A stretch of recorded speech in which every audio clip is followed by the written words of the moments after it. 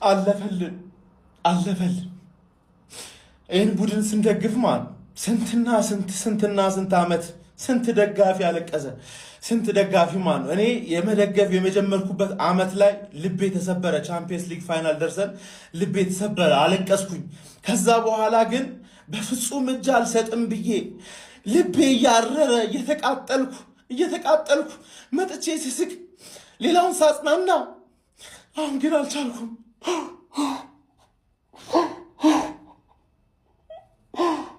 በካሜራ ፊት በፍጹም አለቅሳለሁ አስቤ አላቅም። ግን የዚህ ክለብ ፍቅር በጣም አስለቀሰ፣ ብዙ ሰው አስለቀሰ። እኔ ሲሳካልን ነው ማለቅሰው፣ ሲሳካልን ቀጥታ መስቀል አደባባይ ነው የምሄደው። መስቀል አደባባይ እንገናኝ። መድፈኛው ይገባሃል፣ ለፍተሃል፣ ይገባሃል። እንኳን ደስ አለ።